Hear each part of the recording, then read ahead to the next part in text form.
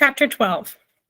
But it was one thing to write a letter and quite another to find some means of getting it under the mat. Pod, for several days, could not be persuaded to go borrowing.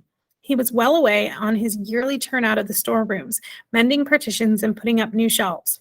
Arrietty usually enjoyed this spring sorting, when half-forgotten treasures came to light and new uses were discovered for old borrowings.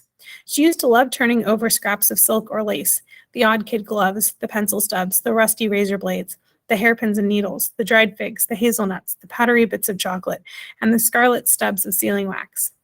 Pod one year had made her a hairbrush from a toothbrush, and Homily had made her a small pair of Turkish bloomers from two glove fingers for knocking about in the mornings.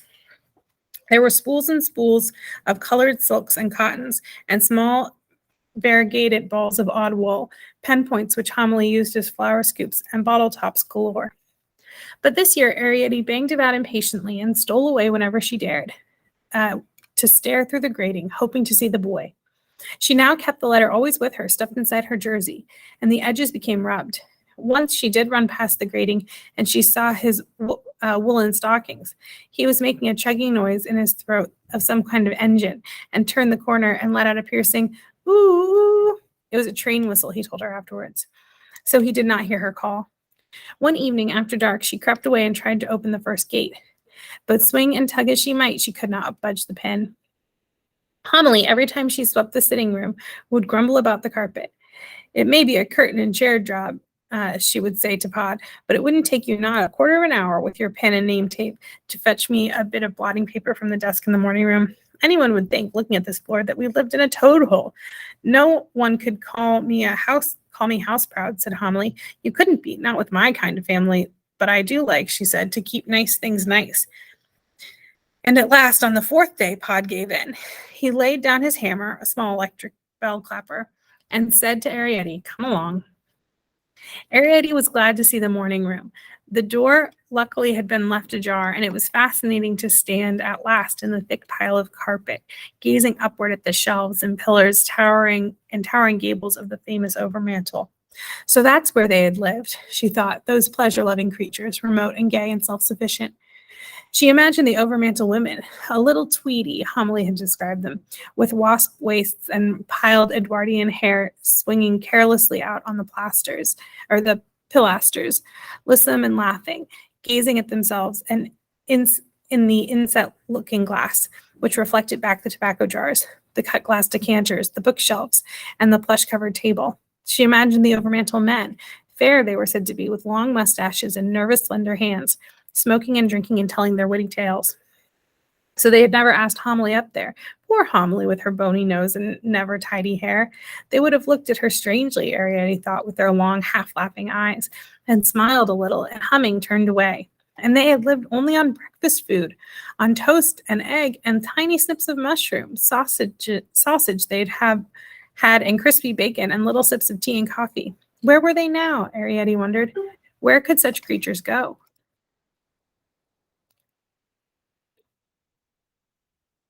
Pod had flung his pin so it stuck into the seat of the chair and was up the leg in a trice, leaning outward on his tape. Then, pulling the pin, he flung it like a javelin above his head and onto a fold of a curtain.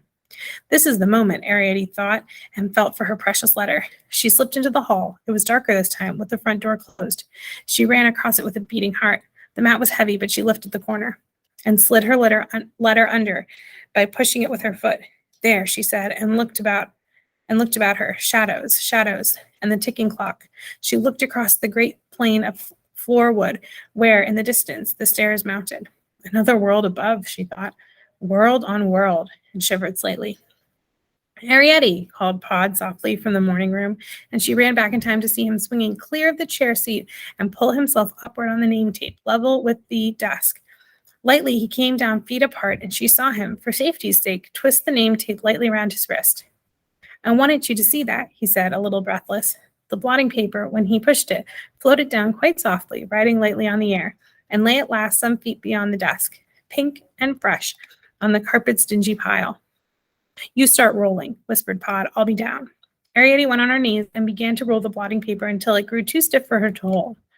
Pod soon finished it off and lashed it with his name tape, through which he ran his hat pin, and together they carried the long cylinder as two house painters would carry a ladder, under the clock and down the hole.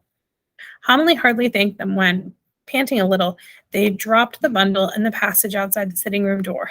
She looked alarmed. "Oh, there you are," she said. "Thank goodness. That boy's about again. I just heard Mrs. Driver talking to Crampfurl." "Oh," cried Arrietty, "what did she say?" And Homily glanced sharply at her and saw that she looked pale. Arrietty realized she should have said, "What boy?" It was too late now. "Nothing real bad," Homily went on, as though to reassure her.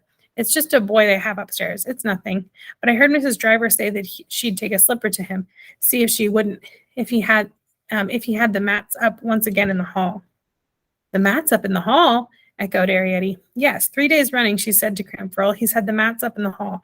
She could tell, she said, by the dust and the way he'd put them back. It was the hall part that worried me, seeing as you and your father—" "What's the matter, Arrietty? There's no call for that sort of face. Come now, help me move the furniture, and we can get down the carpet."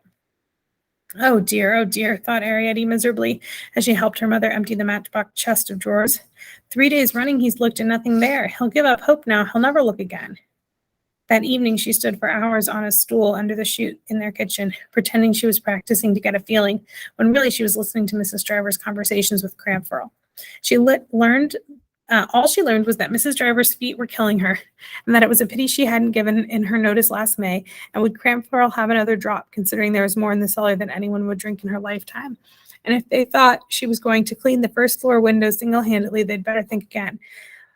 But on the third night, just as Arrietty had climbed down off the stool, before she overbalanced with weariness, she heard Crampfurl say, "If you ask me, I'd say he had a ferret." And quickly Arrietty climbed back again, holding her breath. "A ferret?" she heard Mrs. Driver exclaim shrilly. "Whatever is next? Where would he keep it?"